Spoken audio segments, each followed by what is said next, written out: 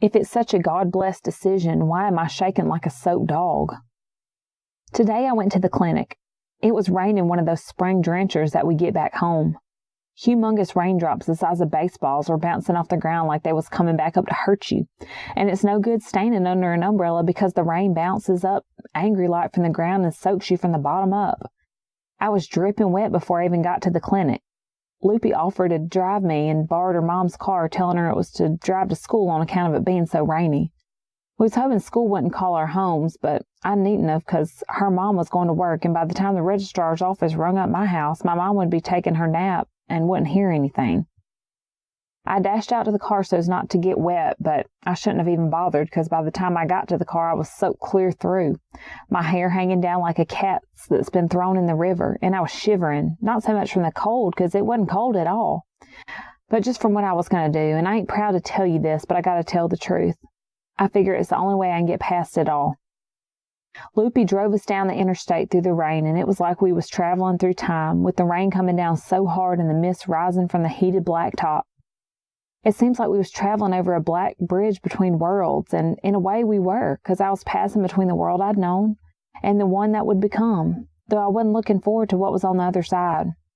I found myself wishing we'd never get off that bridge, or that it would snap and break and we'd plunge like a school bus down into the great chasm between the worlds where all things are lost, like dreams and socks in the dryer. I wonder how anything so fragile as our lives exists in this world. "You sure you want to go through with this?" Loopy asked. "If you don't, say so, and I'll turn the car around and we'll just go to school like nothing happened." I was so choked up I couldn't say nothing. What was I going to say? Take me back across the bridge to the other side? She wouldn't have understood, and I couldn't have explained. I shook my head, and then nodded, and then stepped out into the rain and ran into the clinic. Inside it was like it was nothing I'd imagined. The walls were brick and the floor linoleum, and there was no place with soft edges and no place warm, but all tile and brick with steel furniture and cold, hard chairs with the postage stamp cushions. I set to shivering so much I thought I'd start jumping across the floor like a washing machine that's out of balance. On the walls were posters declaring, "It's your decision," and such like things. There was a poster with a picture of a girl on it. She was probably about my age. She had her hands propped up on her hips real confident-like. And below her was the words about how she was a free woman and she had the freedom to speak out and say anything she wanted to and live the way she wanted and play the kind of music she wanted and write the poetry she wanted and dress the way she wanted and color her hair the way she wanted and color it the way she wanted, do whatever it was she wanted with her body, tattoo it if she wanted, pierce her navel if she wanted, pull a hair, squeeze a zit, or end a pregnancy. It was all the same to her. If that's what she decided she wanted to do, it was her freedom to do whatever she wanted and weren't nobody else's say-so. I found myself wondering where Abe was, if he was all right, and what he would think of the decision I was making that would kill whatever it had been that was between us. Loopy put her arm around me. I leaned back in under her arm, the only arm that had touched me since Abe had gone away, and keep on shivering because it was the only thing I could do. That was okay, I guess, because that was my decision, weren't it? Loopy helped me fill out a questionnaire by reading out questions like I was certain I wanted to do this, and I realized this was my decision and nobody was making me do what was about to be done. And I was undergoing this medical procedure, that's what they called it, after fully considering what my options was and that this was the best decision for me and my future. They didn't seem to be curious about the baby's future. I'd give a little nod or shake my head, and Loopy would put a check mark on the form. I was sure they'd reject me on account of my shaking. I couldn't stop. Maggie Singer told me that if it looked to them like I wasn't ready to go forward, they wouldn't let me. It wouldn't be proper to let me do such a thing if I wasn't in my right mind, see? Loopy asked me did I know my partner's name.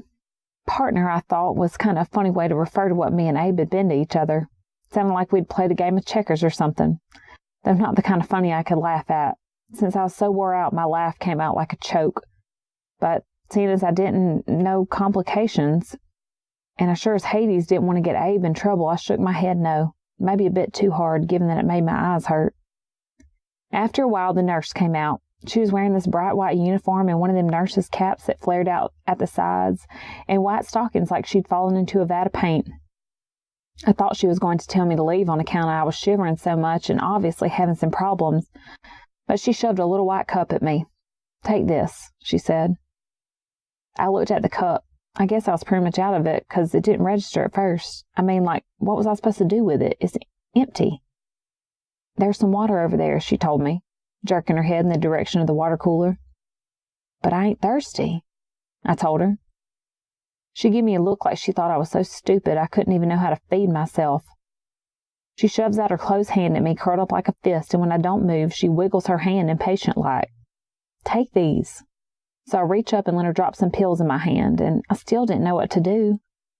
They'll calm your nerves, she said, clomped away, her shoes making hard little tapping sounds on the linoleum floor, and leaving me staring like a slack-jawed mouth breather at the pills in one hand and the empty Dixie cup in the other. I'll get it for you, Loopy says, and in just a minute she comes back with a little cup of water. I put the pills in my mouth. They tasted like ashes and stuck to my tongue. My mouth was so dry.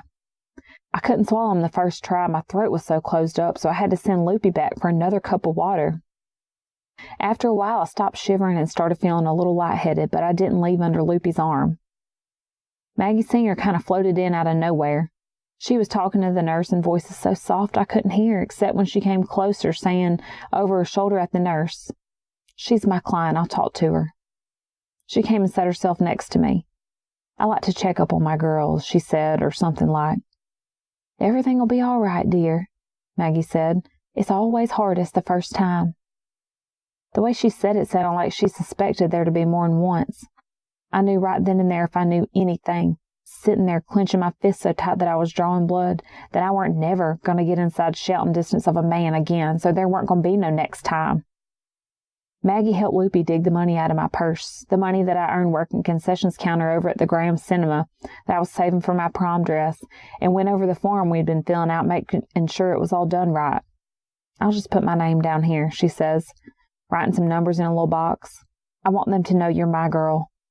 And the nurse came and got me, and Loopy said she'd wait in the car. I nodded. She didn't want to be nowhere around there. And to tell the truth, neither did I. That's when the doctor come and talked to me, and we made an appointment for the next week to do it. And by the time I got back to the car, Loopy took one look at me. "You're shaking like a soaked dog," she says. "I am a soaked dog," I tell her back, not making no apologies nor excuses. "I reckon I am what I am, and that's all there is to it."